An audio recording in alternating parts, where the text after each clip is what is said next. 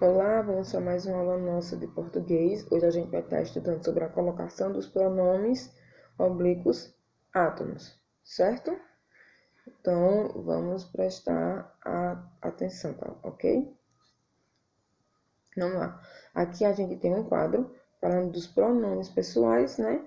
Quanto ao número, pessoa, né? Aí os pronomes pessoais do caso reto e os pronomes pessoais oblíquos, que são os átomos e os tônicos. Então, quando a gente passa a falar de pronomes, a gente vê que tem um número. Quanto ao número, vai ser singular e plural. Quanto à pessoa, né? Vai ser primeira pessoa, segunda pessoa ou em terceira pessoa. Aí os pronomes do caso reto, né? No singular, né? Em primeira pessoa, eu, tu. Primeira pessoa, eu. Segunda pessoa, tu. E terceira pessoa, ele e ela. Aí os pronomes aí no plural, né? Primeira pessoa nós, segunda pessoa vós e terceira pessoa ele, elas. Aí tem o quadro dos pronomes pessoais oblíquos, que são divididos em átonos e tônicos. Hoje a gente vai estudar os tônicos, ou os átonos, certo? Que é mete, o, a, li, si. E nos, vos, os, as, lhes, si. Ok? Então, vamos se adentrar aqui só nos pronomes pessoais oblíquos átomos. Aí, a colocação pronominal, né? Os pronomes oblíquos átomos, eles são pronomes que, por serem mais fracos na sua tonicidade, devem vir sempre próximos aos verbos, que são esses: me, te, si, li, a, nós, aliás, nos, vos, os, as e lhes. Aí, a gente vai ver a seguir as principais orientações para esse emprego dos pronomes oblíquos na língua culta, certo? Aí vem aqui, né, os pronominais. Aqui a gente tem um exemplo de Oswald de Andrade, né? Dei-me o cigarro, diz a gramática, do professor e do aluno e do matuto sabido, mas o bom negro e o bom branco da nação brasileira dizem todos os dias: Deixa disso, camarada, me dá um cigarro, certo? Aí é pronominais de Oswald de Andrade. Aí aqui a colocação pronominal, né? Os pronomes oblíquos átomos, né? Eles podem ocupar 3 posições em relação ao verbo, que será, né? Próclise, mesóclise e ênclise. Aí vem a colocação pronominal. Isso aqui a gente já estudou na aula passada, mas vamos relembrar. A próclise, ele vem antes do verbo, né? Nós temos um exemplo. Tudo se resolveu como queríamos. Aí a mesóclise vem intercalado no verbo, né? Enviar-lhes o contato amanhã. Ênclise vem depois do verbo, né? Ofereceram-te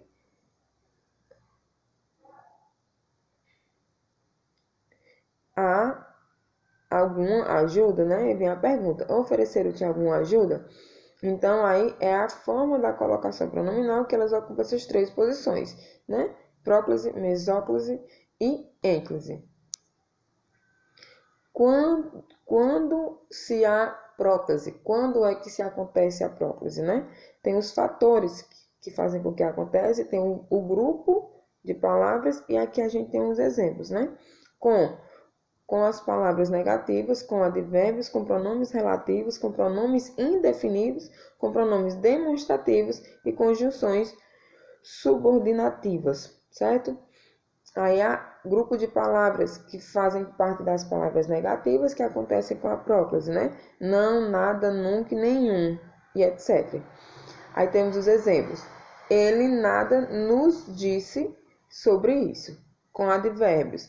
Aqui, sempre, muito, já, talvez, rapidamente e etc. Já se resolveu o problema? Pronomes relativos. Quais são eles? Que, quem, qual, onde e etc. Exemplos. Esse foi a opção que me restou, certo? Essa foi a opção que me restou. Pronomes indefinidos. Muitos, tudo, algum, outros, né? Ninguém. Aí vem aí o exemplo. Ele é curioso. Tudo lhe interessa.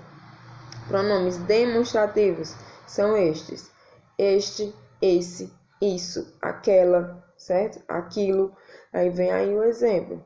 Sei que isso a incomoda demais. É conjunções subordinativas. Que, quando, embora, porque, se, como, certo? Desde que, mas. Aí vem aí. Dizem que te consideras um gênio. Ele mora aqui desde que se formou, ok? Então, aí é o emprego de como acontece a próclise. Aqui a gente tem mais alguns exemplos, né, de próclise. Diante de pronomes, ó, todos me desejaram boa sorte nas provas. Aquilo me incomoda bastante. Muitos se perderam naquela estrada. Aí, diante de palavras negativas, não lhe perguntei isso, jamais me disseram tudo, nunca me mostraram uma foto sua, né? Diante de conjunções também, o jovem pode modificar o sistema se o deixarem apresentar suas ideias. Quando te chamarem para uma vaga, avise-me. Diante de advérbios, né? Ontem me telefonaram. Realmente a encontrei às pressas. Observe se houver vírgula, né? Usa ênclise no sentido aí, ó. Ontem, vírgula, telefonaram-me. Então, se houver, na questão de advérbio aí, se houver uma vírgula depois do advérbio, então você vai utilizar aí uma ênclise, certo? Aí vem a própria opcional, né? Com os pronomes pessoais do caso reto, né? Eu, tu e etc. Desde que não que seja lhe precedido palavras atrativas, né?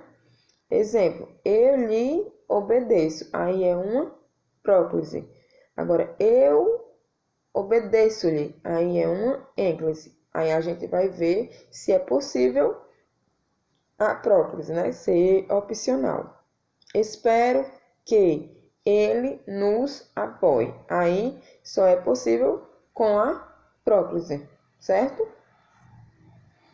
Aí, continuando na questão da próclise opcional, né? Quando o verbo não se inicia a oração e não há fator de próclise. O professor te devolveu a prova?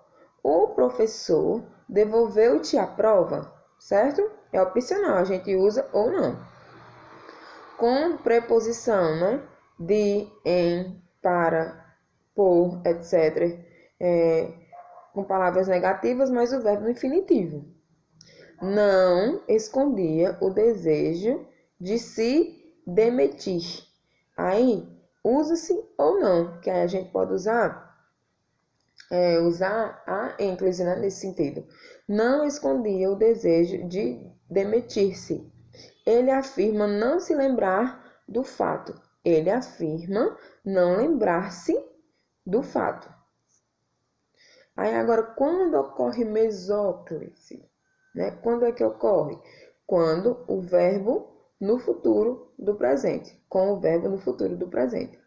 Dar-te-ei, meu amor, quando quiseres, com o verbo no futuro do pretérito. Dar-te-ia minha paixão, se não fosse arrogante. Aí agora, quando a questão de ocorrer a ênclise em frases iniciadas por verbo, né? Uma vez que não se inicia a oração com o pronome átono. Justificou-nos a sua ausência à reunião. Nos dias de hoje, sabe-se que o planeta vermelho não tem vida, certo?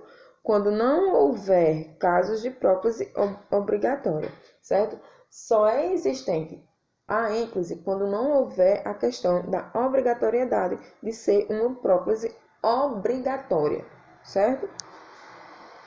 Aí vem as colocações dos pronomes pessoais oblíquos atos em colocações verbais, certo? Em locuções verbais.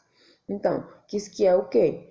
Verbo auxiliar mais a forma nominal. Quais são as formas nominal dos verbos? Infinitivo, gerúndio e particípio, certo? Aí aqui a gente tem os exemplos, ok? Exemplos com verbo auxiliar, ele mais no infinitivo. Sem a partícula atrativa, o pronome ocupa 3 posições, ok? Vamos lá. Os cientistas sabem se o clima se vai alterar. Os cientistas sabem se o clima vai se alterar. Os cientistas sabem se o clima vai alterar-se, certo? Entendido? Então, aí também temos com a partícula atrativa, né? O pronome une-se à partícula, certo? E vai ficar desta forma. Os cientistas sabem se o clima não se vai alterar. Aí outros exemplos. Com o verbo auxiliar no gerúndio, sem a partícula atrativa, o pronome ocupa 3 posições também. As visitas se foram se retirando. As visitas foram se retirando. As visitas foram retirando-se, ok? Com a partícula atrativa, o pronome une-se à partícula ou vai para o último verbo. As visitas não se foram retirando. As visitas não foram retirando-se. Entendido, né? Aí, exemplos de verbo auxiliar mais particípio, né?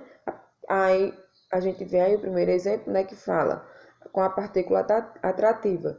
Ele se havia esquecido da promessa que fizera nos amigos. Ele havia se esquecido da promessa que fizera